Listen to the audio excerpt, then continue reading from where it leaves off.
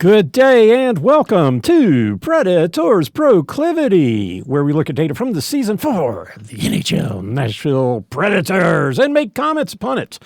I'm your host, Preston Proctor.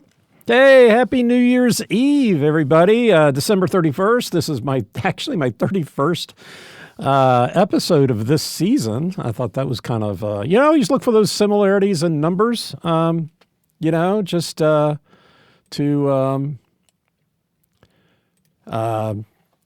because I think, that's what this show is about, right? We're about looking at numbers and maybe not making them interesting, but talking about them anyway. So, oh, great. Every website I'm putting up is trying to run a video. Yeah, and there's another one. Okay, so, Happy New Year's Eve. This is Road Trip Part 2. They started into the Pacific Division. We're going to play 4 Pacific Division teams next. We played 3 in the Central, went 2-1. Now we got 4 Pacific teams to play. First up, the 2 U.S.-based teams, Vegas and Seattle. These 2 teams for the Preds will be a back-to-back situation. Vegas doesn't have to worry about that. Seattle, tomorrow's game against Seattle will be the front end of a back-to-back. They play at home in Seattle, and then they cross the border to Vancouver and play up there. Not like it's very far, but still border crossing.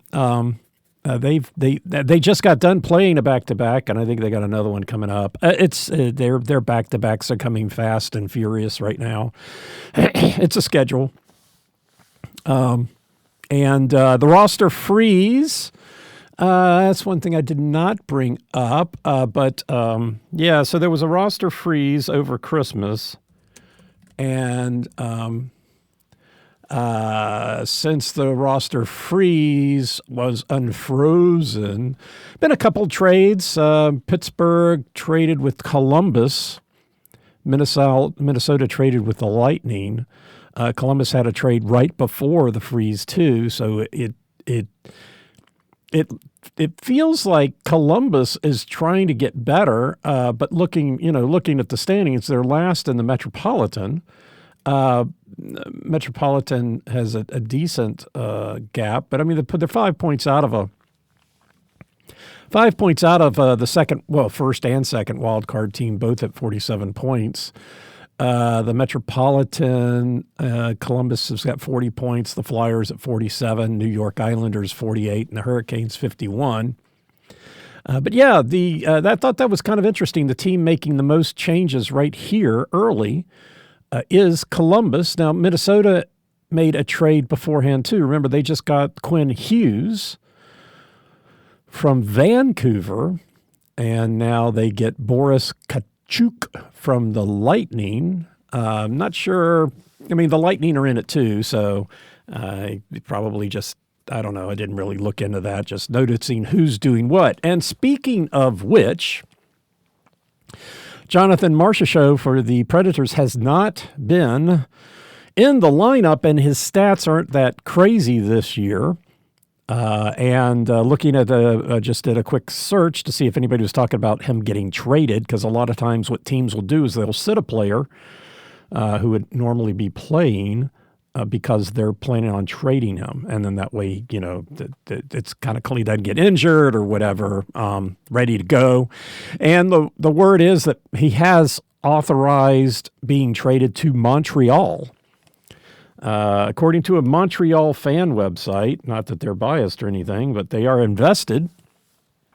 So that could be coming. Now, who we would get from Montreal, I haven't got the biggest clue, and I guess I could start looking at that. But either way, I don't know that he's going to be traded. I wouldn't be surprised. But he can't be traded without authorizing it, and so that makes that a little bit harder for the teams to make moves. But I don't know. Why would he want to go to Montreal? I don't know. Anyway, I didn't look a lot. Well, they are second in the Atlantic, yeah. Anyway, so I thought that was just an interesting little sidebar to the things. And before we get too much further into this, hey, Quantum Energy Squares, it is the end of the year. And I don't go out. I don't stay up. It was a lot more convenient when we were on the West Coast, when up in the Seattle area, or when we lived in L.A., because you could watch the apple drop in New York and go to bed. So you could see, some of the festivities happening somewhere. And we had a great location up in Seattle. We had a pretty nice view of the area, and we actually could see downtown Seattle from our house, and well, not the actual downtown, but when they set off fireworks down there, we could see them over I guess the ridge, the trees would, the kind of the mountain range would or hills would block a little bit of it, but we get a lot of it. And all the different fireworks in the area, and that they don't wait for midnight. They set them off as soon as it gets dark, so we could get the fireworks going in the local area, and then watch the drop and go to bed. But being in the central region, might need a little bit more energy, a little caffeine, a little protein, a little energy, 100 milligrams of caffeine in their Quantum Energy Squares, 10 grams of protein, no junk.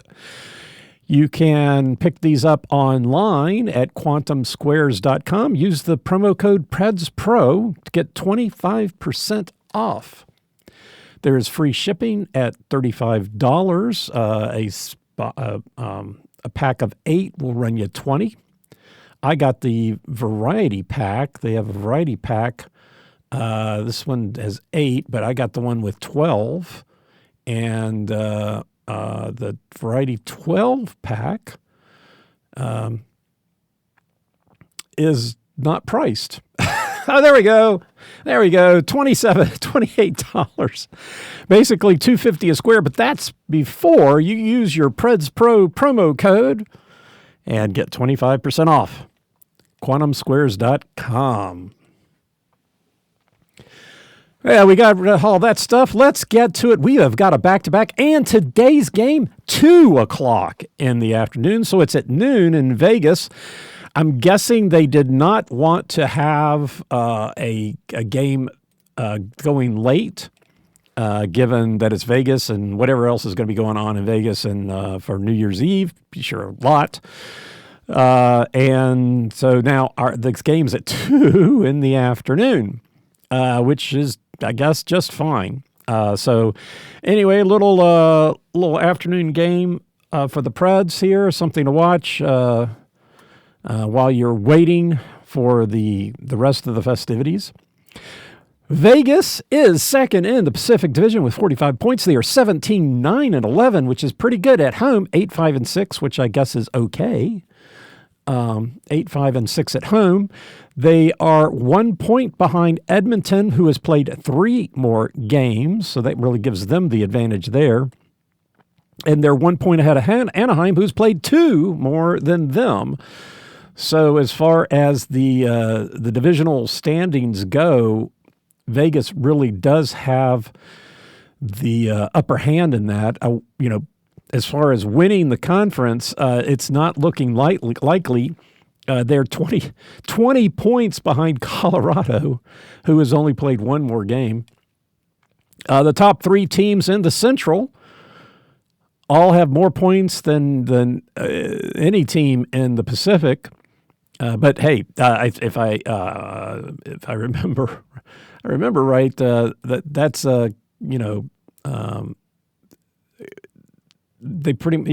still the 3 best teams in the league. The 3 best teams in the league. Carolina is 4th, and then Detroit, Montreal, New York. So you get a rash of Eastern Conference teams after the top 3 teams, which are the top 3 teams in the Central Division of the Western Conference.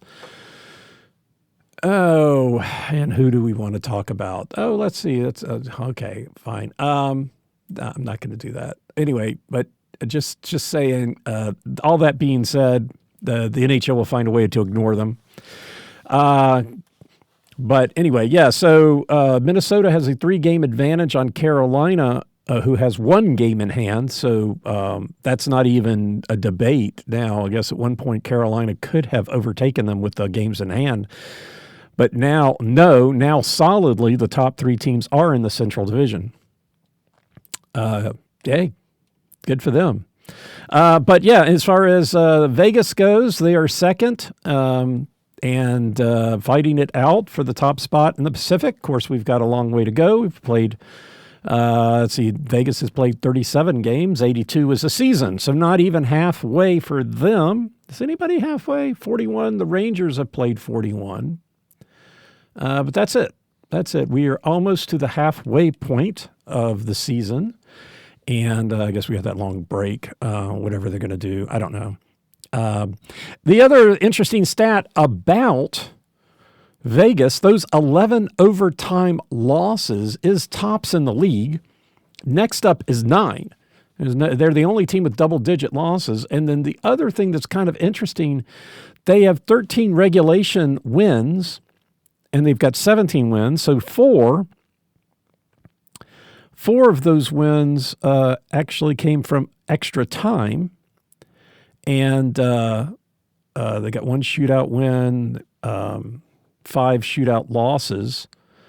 So that's another 4. So 15, if I'm counting this right, they've got 15 games have gone to extra time.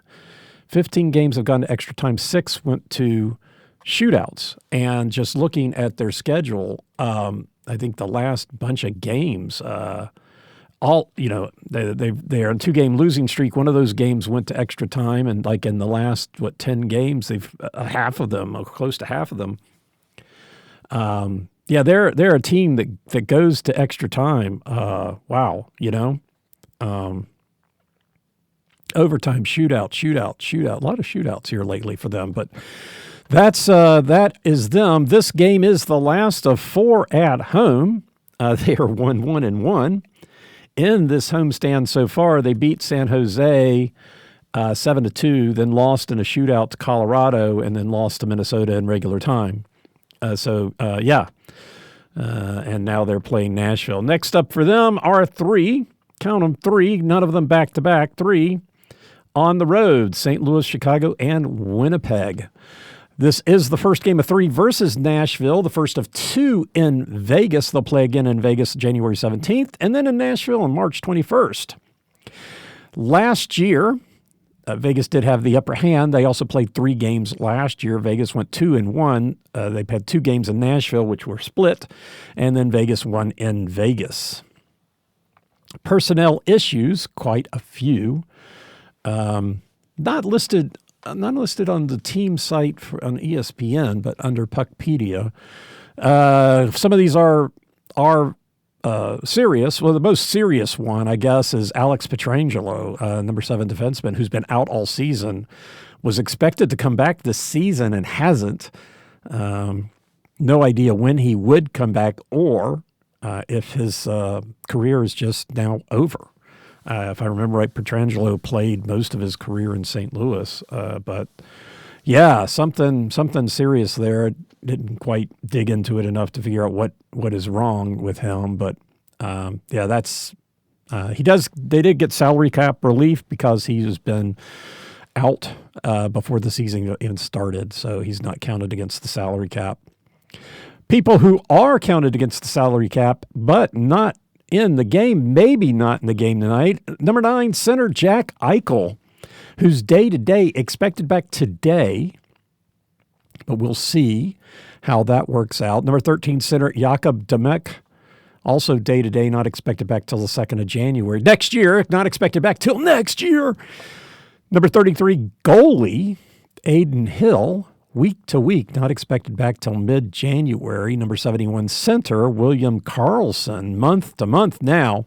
When I was doing this yesterday, it was still week to week, and he was expected back on the 19th of January, but now he's gone to month and not expected back until the end of February. Number 27, defenseman Shea Theodore, week to week, not expected back till the end of January. So Shea Theodore has got a lot of stats. Eichel's got stats. Aiden Hill, goaltender. There you go. So, yeah, that's a pretty notable list of people who are out. And that is Vegas. Tomorrow at 9 o'clock Central, up in the Pacific Northwest, west. Thursday, the Predators will play the Seattle Kraken 9 o'clock Central Time, so 7 o'clock local. Seattle is 6th in the Pacific Division with 39 points, 16, 14, and 7. At home, 8, 7, and 4. A little bit better record than Vegas. They are 2 points behind San Jose, who has played 2 more games. So a little bit of an advantage there, potentially. 1 game ahead of Calgary, who's played 2 more. Calgary, we know, was in the bottom of the division. And because where Nashville is, hey, we'll get to that in a minute. Not talking about the bottom of the division right now. I guess we could. For this game in Seattle, this is the last of 3 at home. They are 1-0-1 so far, beating Philadelphia and losing in a shootout to Vancouver. And they were 0-2 on their last homestand. This is the front end of a back-to-back to them, or that tomorrow's game will be the front end. They play Vancouver at Vancouver on Friday. So what? So I got this right? Vancouver. I'm pretty sure I got this right. Yeah. They played Vancouver on Monday, and they're playing at home, and then they're playing Nashville at home, and then they play Vancouver on Friday. So twice Vancouver in the same week. Yeah, I mean, it's a schedule. That's an easy trip. It's about 2 hours, hour and a half to the border, I think, from the Seattle area, and then however long things take at the border. And I don't know. Would they drive? I mean, well, why would you fly? It seems like it would take longer to fly from Nashville to Vancouver. Yeah,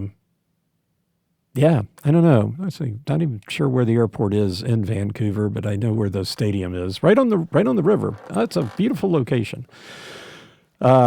Yeah, it's Vancouver, a beautiful area of Canada. If you head out west, I think they call it the Gold Coast. We went out there once and played some golf, a really nice golf course. It's a really, really pretty area. Worth the trip if you ever want to. A lot of Alaska cruises go out of Vancouver. They go out of Seattle, but go out of Vancouver. And yeah, so if you were leaving on a cruise to go up to Alaska out of Vancouver, I recommend spending a few days in the Vancouver area before going up. It really is pretty. The whole Pacific Northwest is really pretty, but get out. Don't stay. We were up there for 16 years, and it was a little too long. Anyway, moving on, Seattle. Yeah, so this is the first of 3 versus Nashville. It's the first of 2 in Seattle last year. Same thing with Vegas. Seattle we played them 3 times, so they had the upper hand. Split in Nashville, and Seattle won in Seattle. They have a few people out, which is significant. Number 17 center Jaden Schwartz is day-to-day, expected back on the 1st, so he might be back for the game. Number 30 goaltender Matt Murray is day-to-day, expected back on the 5th. Number 62 defenseman Brandon Montour, week-to-week, not expected back till the middle of January. Neither of those teams really had transactions. I think they sent one person down to their minor league team a couple days ago, but that was about it. So I didn't really note anything there. For your Nashville Predators is next. Nashville Predators, that's right. Fifth in the Central. And not because there isn't a 6th. 5th in the Central with 38 points. It's really, really so close. 17, 17, and 4. Almost a winning record somewhere, people. There's almost a winning record in there somewhere. At home, I guess they had 10, 9, and 2. But we're not at home. We're on the road, 7, 8, and 2 on the road. We're fifth in the Central, 1 point behind Utah, but they've played 2 more games than Nashville, and we beat them the other night. Yeah, that was a big win. Surprise. I was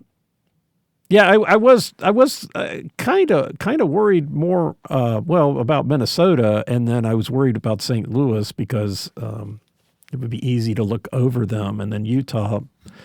I don't know. Utah had some strengths too, but there you go. Anyway, so we beat them.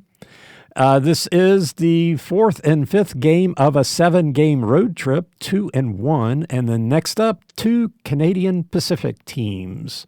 So yes, we will go cross the border after this and play at Calgary on Saturday and then at Edmonton Tuesday. Saturday and Tuesday, both of those games look like they're 6 o'clock in Calgary, 8 o'clock in Edmonton.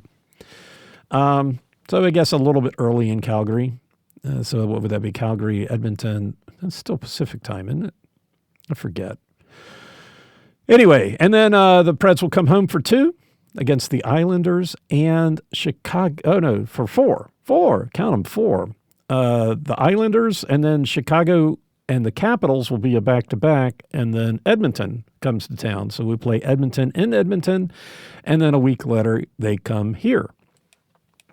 So that is that. Player updates. Ozzy Weisblatt is still expected back the end of February. And then Jonathan Marchessault expected back on the 31st. He was expected back on the 20th, then the 23rd, now the 31st. Like I said, he's open to a trade with Montreal, so that could be why he's sitting. Yeah, I don't know. I have mixed feelings about that. I guess it all kind of depends on who we get for him.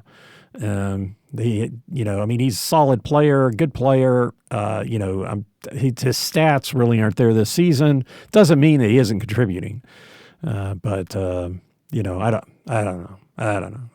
Weird. It all kind of depends on what we get for him.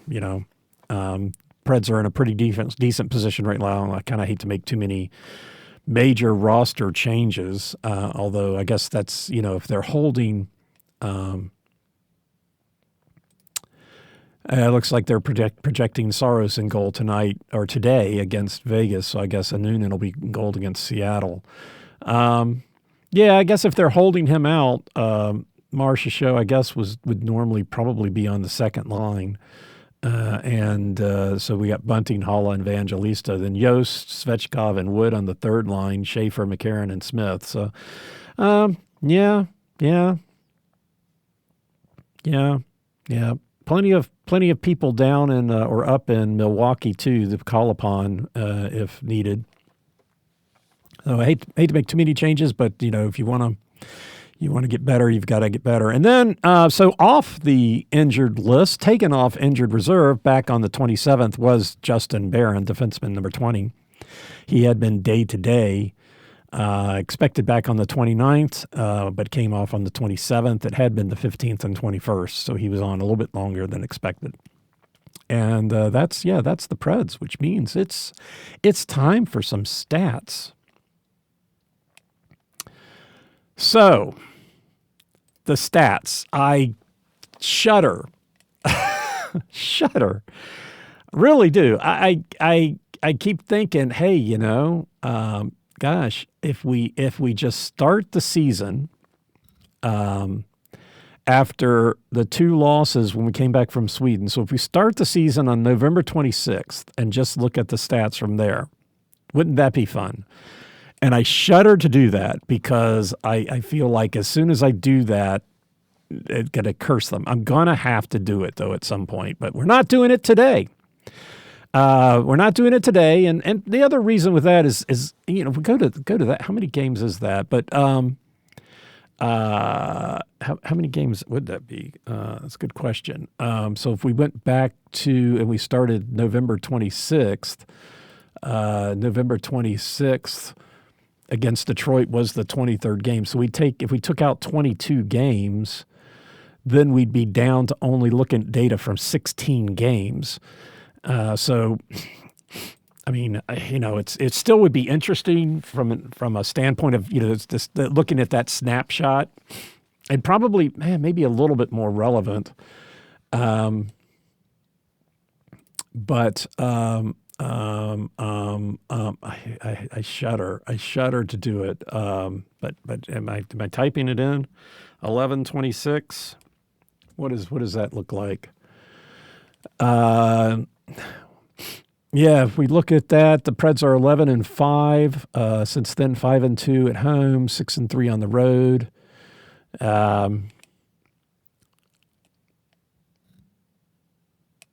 Yeah, we just kind of come down to some I don't know. I can't pull that trigger. Just quickly looking at the data, at least with first goal, I don't think it necessarily changes a lot, because it does look like at least on the road, they would be 2-0 when they get the first goal, and then they have a negative record when they don't. But yeah, let's talk. We talked enough about that. At some point it might make sense to do that, or at least for me to do that analysis offline, and then note the particular things that are noteworthy. Note the noteworthy. Oh, there you go. Good. Very good. Command of the English language is amazing. So let's note that down. Well, let's move on. Okay, so we're on the road. On the road, we have 17 games. So 20 is kind of the magic statistical number for relevance. But hey, we talk about trends, so it really doesn't matter. It kind of matters. Anyway, so first goal. What happens on the first goal? So when the Preds get the first goal, they are 3-0-1. So that's pretty good. If it happens in the first period, they're 2-0-0. I mean, not that many data points. And if it happens in the second period, 1-0-1. And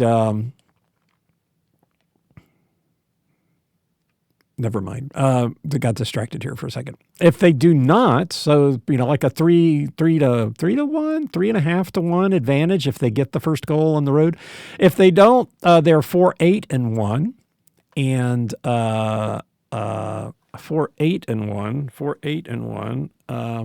And let's see. Ooh, okay, 4-8. Oh, look at that. Look at that. 4-8-1 overall, so that's like a 2-1 advantage for the opposition. But if we sneak that little date in there, and they are 4-3 since the 26th of November, the 2 games after the Sweden trip. Even if the opposition gets the first goal, they're still 4-3. So not that big of a downer since then. But they're 4-8-1 now. So taking those out, they've been 0-5-1 before that. So just hopeless. But hope is back since the 26th, 4-3. So kind of a coin flip maybe. Yeah, that's just too good of a stat to go with. But again, not 7 data points, but 7 better data points than what we have overall. If it happens in the first period, 4-7-1. Remember, those 4 are all since November 26th. I can't help it. The second period, first goal by the oppositions only happened once, and that was a loss. So toss that one out. Anyway, winning by period.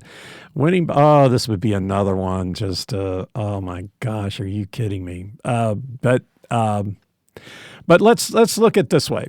Okay, so let me get my numbers right. So the Preds do now have 8 goals in the first period. All right, so their scoring in the first period's gotten better. They have 8 goals, so that's just the thing to remember. They didn't for the longest time. So the Preds, the record in the first period is still awful. Let's sneak that date back in there. It's awful, and it's awful even since the 26th. It's 2-5-2 since the 26th.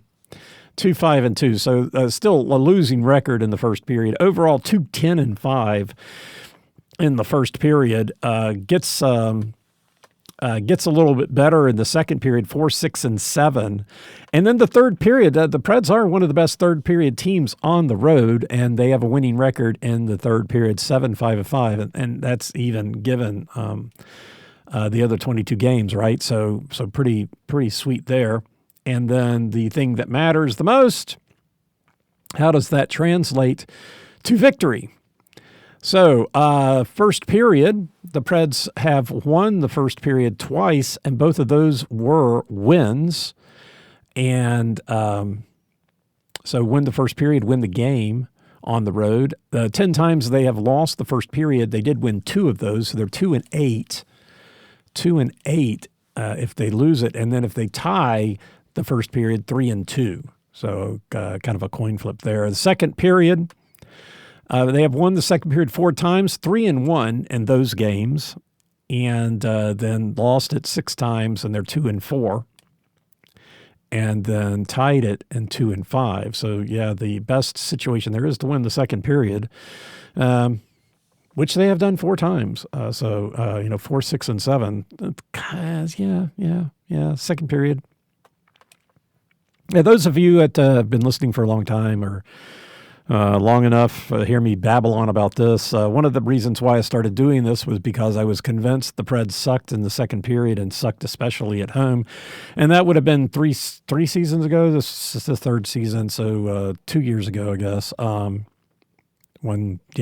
years ago. And I was right. Their second period stats were bad and worse at home than on the road. And so I'm always, leery about the second period for the Preds. This year, obviously, the first period on the road is the worst period for the Preds, hands down, no question, absolutely, positively the worst period for the Preds, the first period on the road. But 2 years ago when they made a playoff run, it was the second period at home. So winning the second period, I prefer that. The third period, let's move on to the third period. 7 times they've won the third period, 4-3 in those situations. And then 5 times they've lost the third period and lost all 5 of those games. 5 times also tying the third period and 3-2. Now, if we take out the empty nets, there are 8 times the Preds have won the third period, but that takes them 3-5. 4 times they would have lost the third period without the empty nets, and they're 1-3 in those games. And then the ties are still 3-2, so no change there for that particular scenario. So those are your correlations, and that takes us to goals. Looking at the goals a little bit better in the first period for the Preds. They're still being outscored 8-22. 8-22. I'm just curious here. Let's put that date back in there.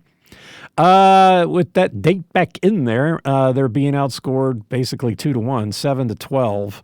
So it's a little better. I guess it was 1-10. Before that, which is, daddy. So 7-12 in the last time period, but overall 8-22. So they're being outscored by 14 goals in 17 games on the road. Moving to the second period, 13-15. So that's pretty good, pretty close anyway. And then the third period, they're outscoring their opponents 25-20.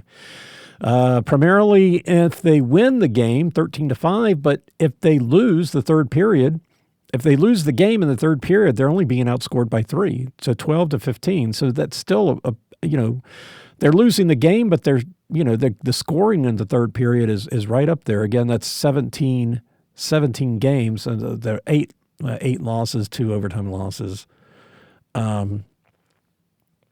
Or 2 extra time. Well, I don't think they've lost in a shootout.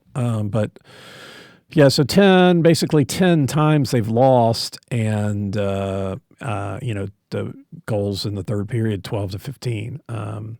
Won 7 games, and they're outscoring their opponent 13-5. So yeah, probably a fair number of empty net goals in there too.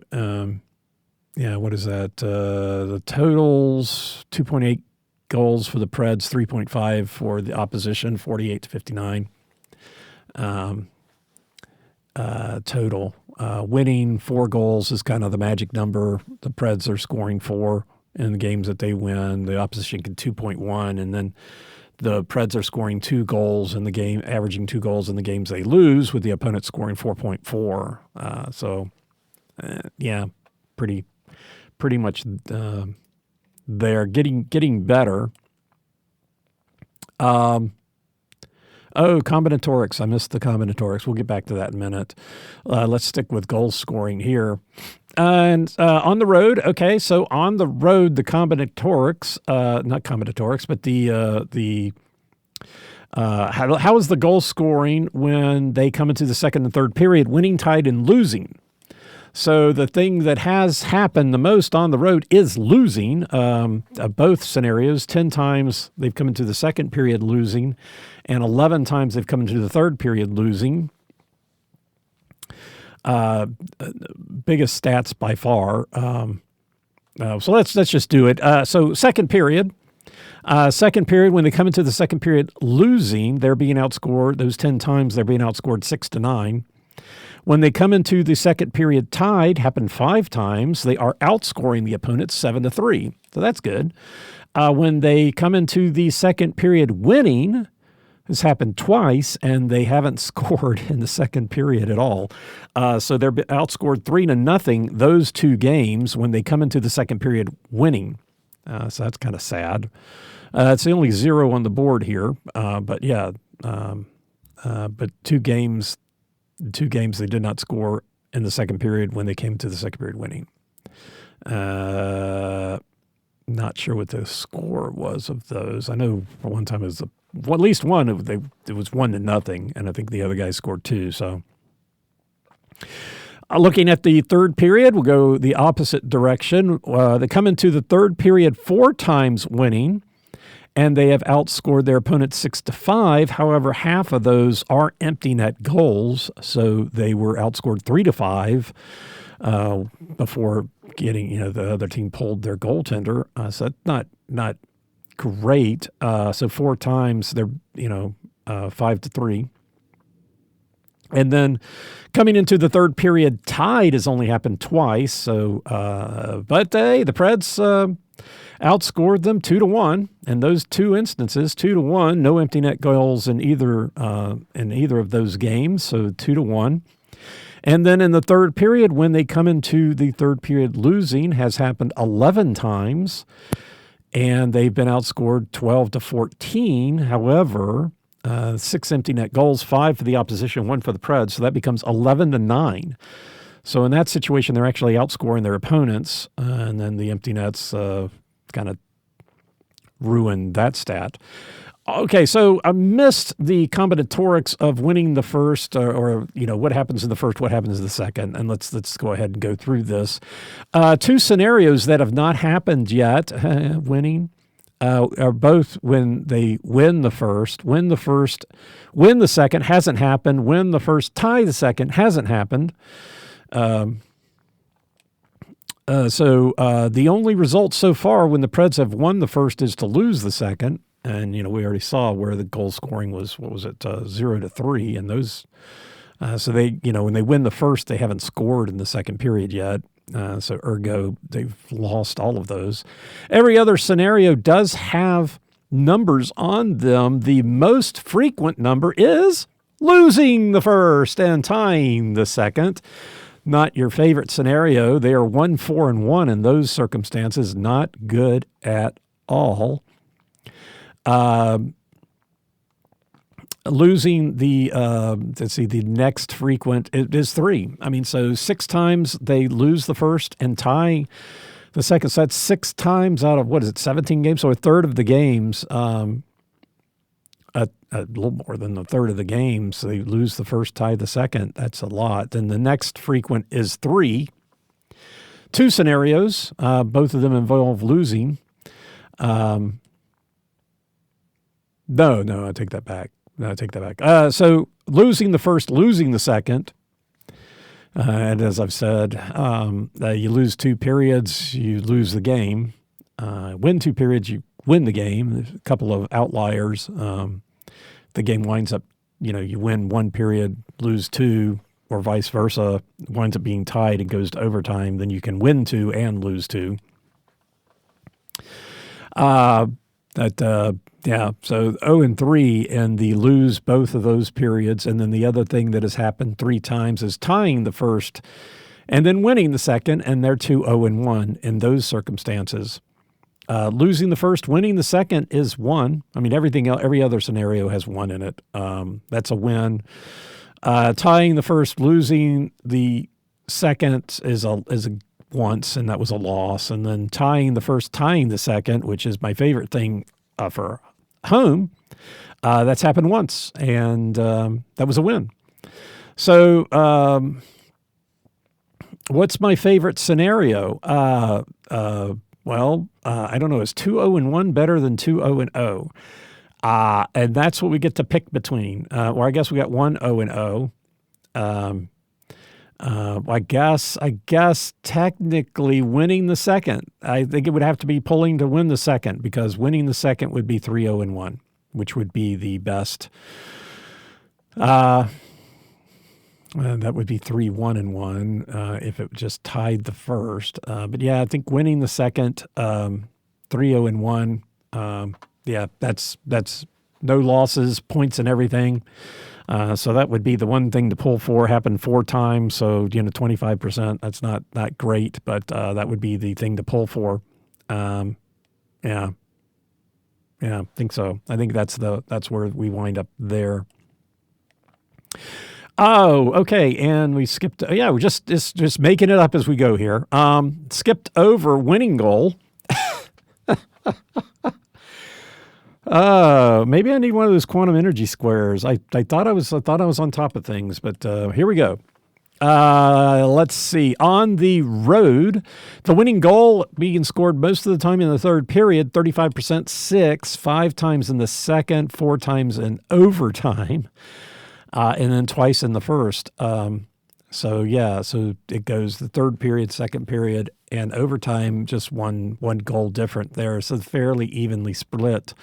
Preds winning 7 times it's happened, 4 times the winning goal in the third period, so 57%. For the opposition, it's fairly evenly spread, 40% in the second, but 20% in the first, third, and overtime.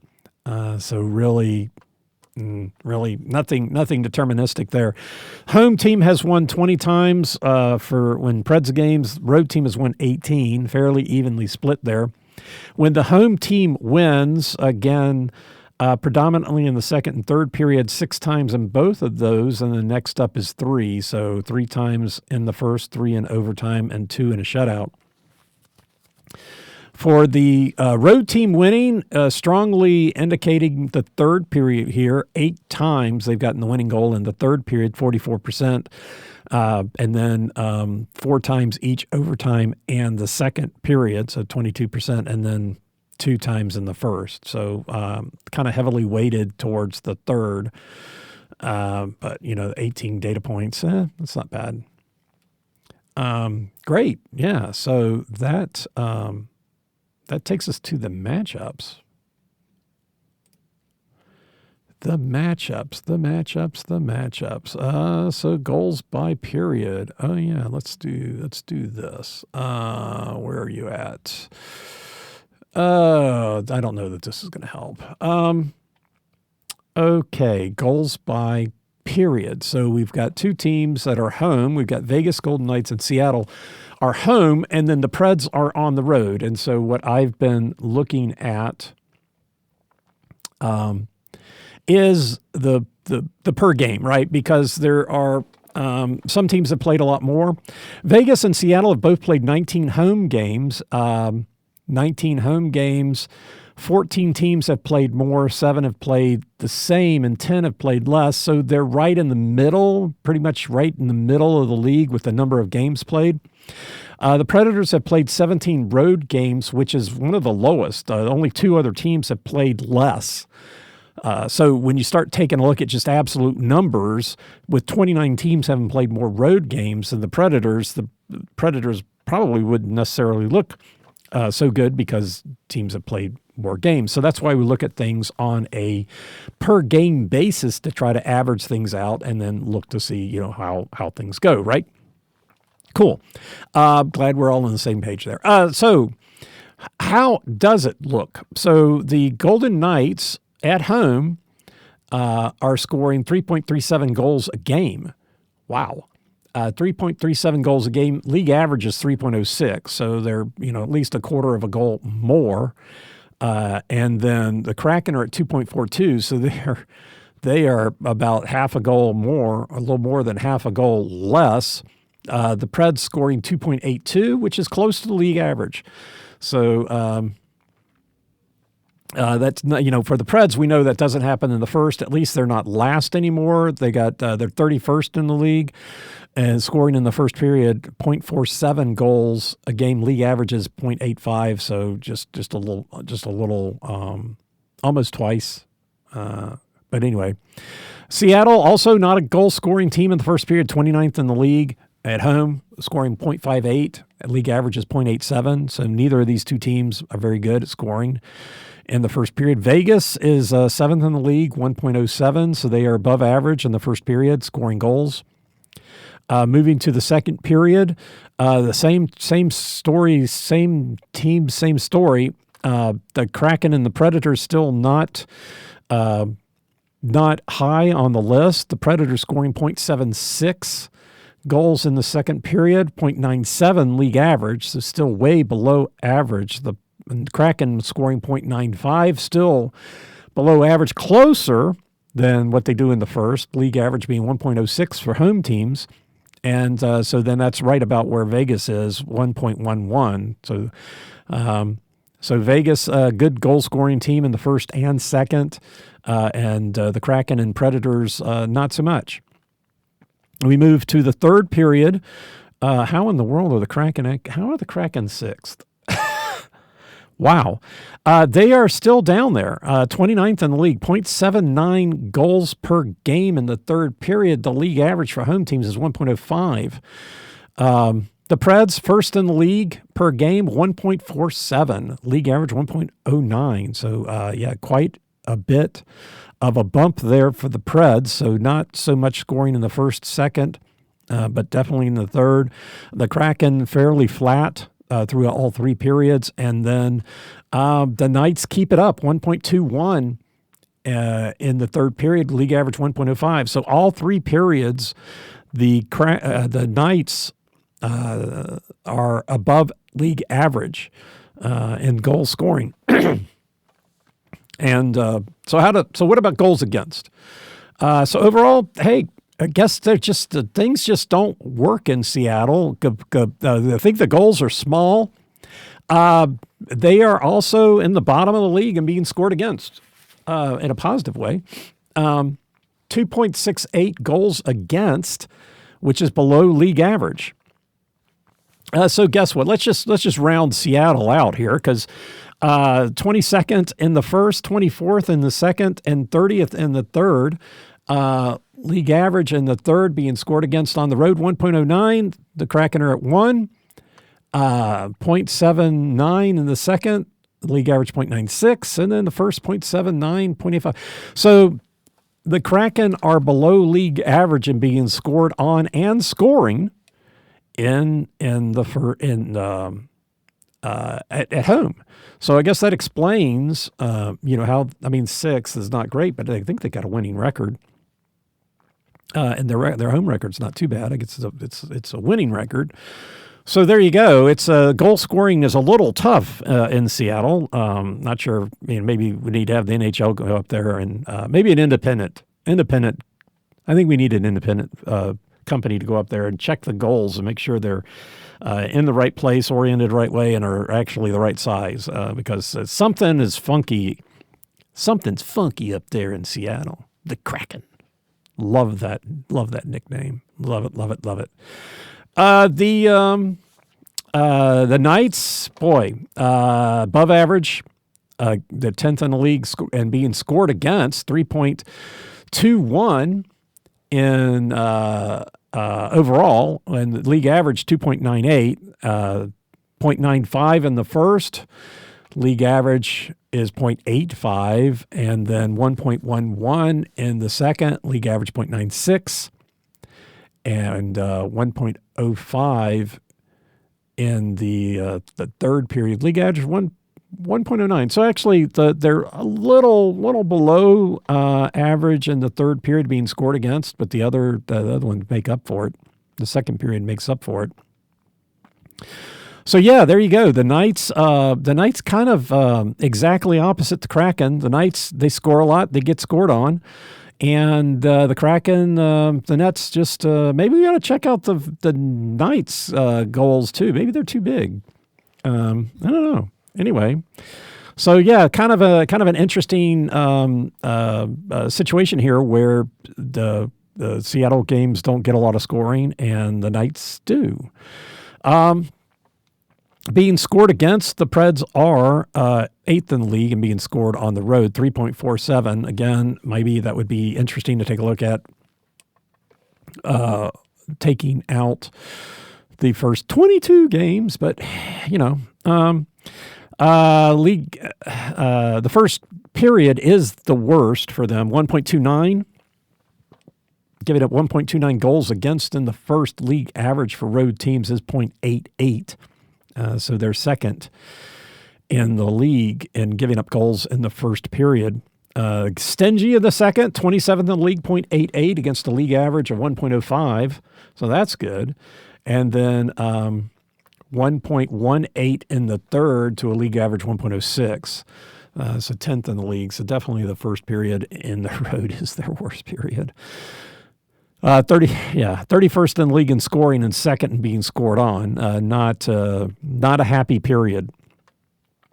Not a happy period. So anyway, it should be interesting matchups because of that with the Preds, the Preds being really good in the third period and, not a lot of scoring in Seattle and a lot of scoring in Vegas. So the 2:00 game, if I can get this done and out, publish this before 2, that'd be great. I don't think that's going to be a problem. But anyway, so yeah, the goal scoring, it's kind of an interesting scenarios. What about the special teams? Well, I'm glad you asked. So penalty kill and power play. So the percentages are what the percentages are, and I stick with those. When it starts coming to numbers, then I think it's important to look at where things are with regards to the number of games being played. The penalty kill of these three teams, Knights are the best. They're 14th in the league, 80.4%, 9 goals against on 46 opportunities. And they've scored, all three of these teams have scored one shorthanded goal. And then, so what do we look at here? By games, by total times per games played. So the Knights are 27th, total shorthanded per games played, so pretty low. Goals against per games played, pretty high, 8th. I think by fewest. I think that's by fewest. So that's a good scenario. So 27th, which is not a lot, 8th.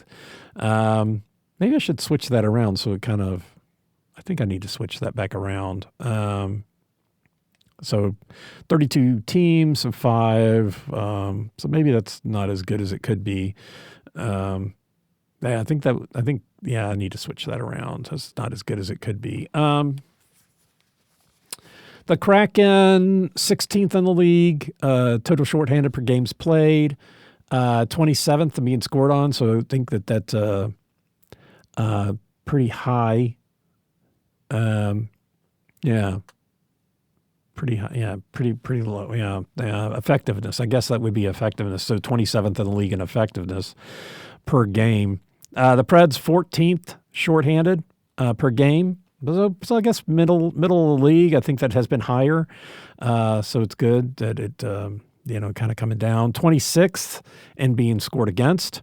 They've given up 15 goals on 55 attempts. So in comparison, the Kraken have given up 13 goals in 53 attempts. The Preds have played 2 less games, but have had 2 more goals and 2 more opportunities. And the Knights significantly less. So 9 goals on 46 attempts. So comparing them to the Kraken, played the same number of games, 4 less goals, which is, I guess, half again, on 7 less opportunities. So yeah, I need to get this figured out, or at least communicate it better. And yeah, that's true. The numbers, yeah. Okay, got it. Let's move on. The power play. Knights power play ranked 8th, 23.8%. That's pretty good. Seattle and Nashville right at the 18%, 18.5 for Seattle, 18.2 for the Preds. The Preds have not given up shorthanded goals, but Seattle and Vegas have both given up 2. The Preds have had 55 opportunities, which is less than the other 2 teams who have played 2 more games in their scenario and scored 10. So the Preds have scored 10 goals on 55 opportunities. The Kraken have scored 2 more goals on 10 more opportunities. And the Knights have scored 5 more on 8 more opportunities. But 2 shorthanded goals kind of go against them as far as their overall rank is concerned. And the number of times on the power play per game, the Knights are 12th in the league and the Kraken are 10th. So, kind of, I guess, close to league average. The Preds are 3rd in the league, so as far as drawing penalties go on a per-game basis, they seem to be pretty good. Goals for, the Knights are 9th in the league, Kraken 11th, and the Preds 13th. So the Preds are on the power play quite a bit, but the scoring just isn't quite there, at least not overall the whole season. The Kraken are 10th in the league in power plays per goal and 11th in goal scoring, and the Vegas is 12th on the power play and 9th in goals for. So that's a good ratio there. So the Knights have a pretty decent power play, and they've got a decent penalty kill. So they're definitely of these 3 teams, they're definitely the best. And the Kraken and the Predators are roughly in the same category with regards to the effectiveness on both of those. But Preds haven't given up a shorthanded goal. One thing I don't look at that often and probably shouldn't, special teams, my particular way of looking at things on the special teams, breaking things down by away. That's last year. We need to look at this year.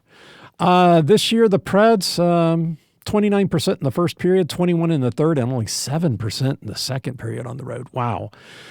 Two power play goals on 29 opportunities. Head and shoulders more opportunities in the second period, 14 in the third, 17 in the first. So almost as many opportunities in the second as they've had in the first and third, but have only scored 2 goals in those 29 opportunities, 3 goals scored in the third and 5 in the first. So the second period on the road for the penalty kill, for the power play, is just awful. The opponents, it's pretty consistent. 25% in the first, 28 in the second, 25 in the third. Most opportunities coming in the first period, 24, 18 in the second, 16 in the third. So pretty even between the second and third, and 6, 5, and 4 goals in the first, second, and third. So pretty close to a consistent 25% rate for the opponent scoring on the power play when the Preds are on the road. I mean, Preds are, 29% in the first period. That's good, but 7% with all those opportunities in the second period. That's just awful. Okay, so that's enough of special teams. Which takes us to players to watch. So let's start with Vegas. Top of the list, somebody I guess I've heard of, probably have. Number 49, left wing Ivan Barbashev. I'm pretty sure I've heard of. His name sounds like a shave cream, Barbashev. Number 49, first on the team in goals, second in points, first on the team in shooting percentage at 27.3%. These are all home stats. So he's got 9 goals on 33 shots at home. Second up in goals is 48 center Thomas Hertzl. His only other stat is being second in shots, 57. Then Mitch Marner, number 93, right wing, first in assists, first in points. And then number 9, Jack Eichel, center, second in assists with 13, third in time on ice, and first in shots.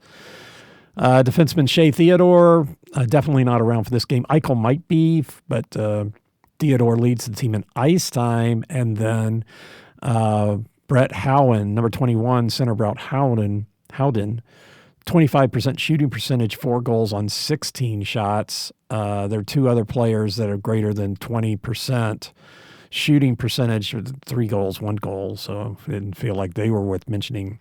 So Theodore and Eichel being out, and kind of Barbashev is like, and Barbashev and I'm guessing Barbashev and Hertzl probably play on the same line. I think I've got the lineups here just to make sure. Barbashev, Mariner, and Stone. No, they don't play in the same line. Where's Hertl? Hertl centers the second line. Ooh, okay. So there you go. So Barbashev, the primary person to be worried about. For Seattle, number 7, right wing Jordan Eberle. He's first in goals with 8, second in points 15, and second in shots with 47. They don't have anybody on their team with over 20% shooting percentage. 2 guys both tied second in goals is number 9 center Chandler Stevenson and number 62 defenseman Brandon Montour, who is out. Number 29 defenseman Vince Dunn, first in assists, first in points, first in time on ice. So we'll definitely see him a lot, and maybe the most dangerous guy out there. Just looking at these numbers.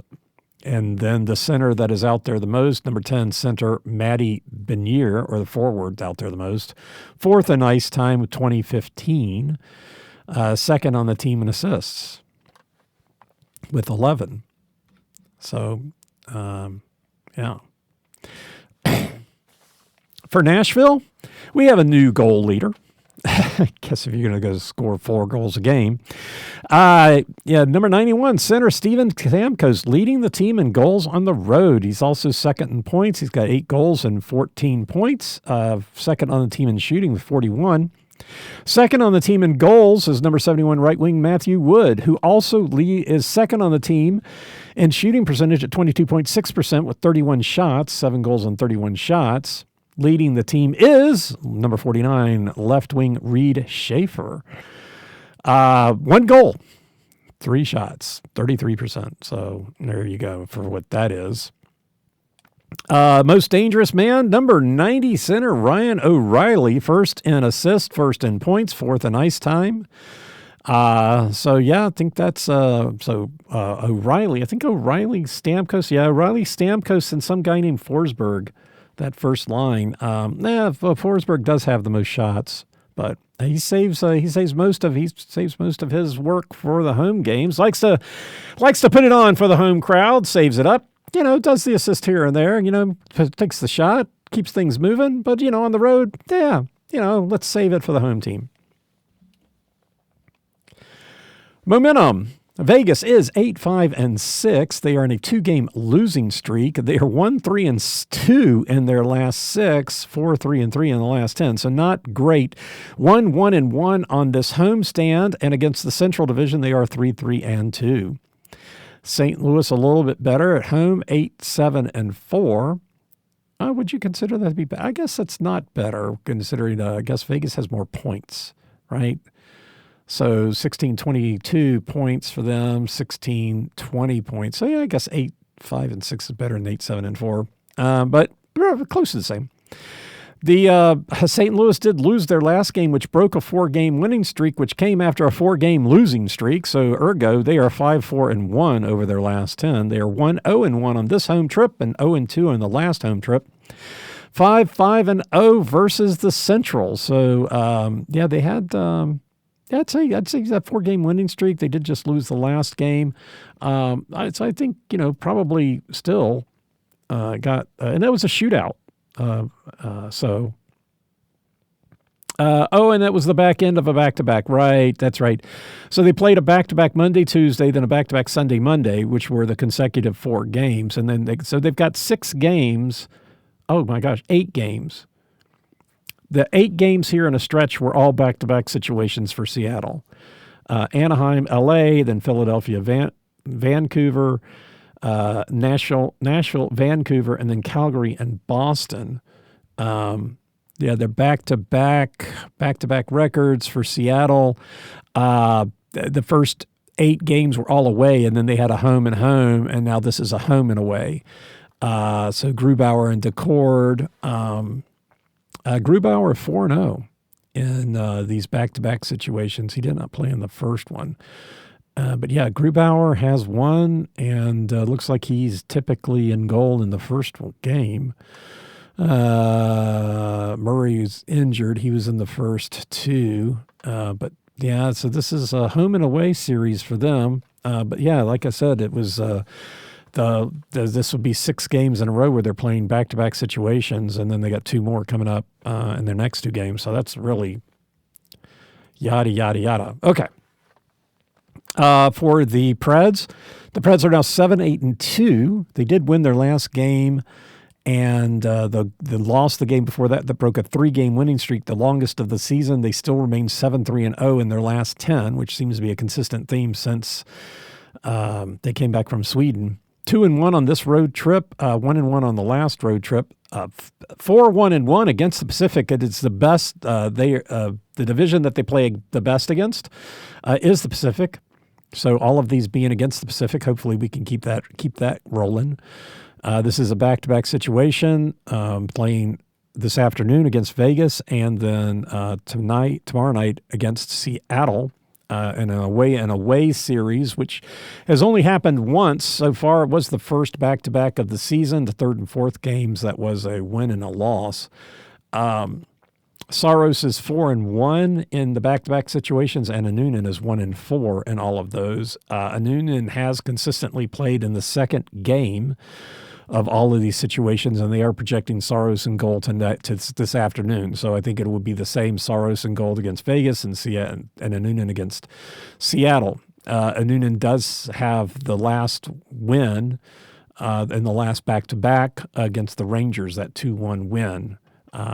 And so he does have a win in these types of situations. But yeah, this is both away, and then they'll come back and they'll have a home and home. Yeah, the Preds have 13 back-to-backs, so 26 games of the season will be in back-to-back type opportunities. I wonder how many Seattle has, because, boy, those guys are pouring it on, at least in this stretch. That does not seem fair. I mean, it's a schedule, right? But this just does not seem fair to have that many back-to-back situations, especially since there's no real reason for it.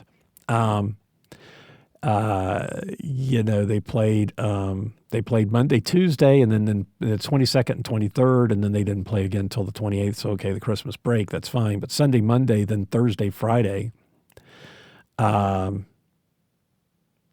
then Monday, Tuesday. Monday, Tuesday at Calgary, and then home against Boston. Yeah, border crossing after border crossing. Yeah, in the back-to-back situation. Then Thursday, Saturday, Monday, Wednesday, Monday, and then another one coming up in the middle of January. Wow. Anyhow, it's a schedule. So yeah, the Preds have some pretty decent mojo. I think Seattle does. It says St. Louis here, so that's one little mistake here for the production staff, but that's not so bad. I know who are playing. But I think Nashville's got some good mojo. Seattle does. Vegas just hasn't played well lately. Don't have any information on when these players started getting injured. That's missing, at least from what what I delved into. So it could be Eichel being out is a little bit of a stretch for them. But anyway, so yeah, should be a couple of really good games. Hopefully the Preds come out of it with 2 wins. They'll have 2 games, whether they like it or not.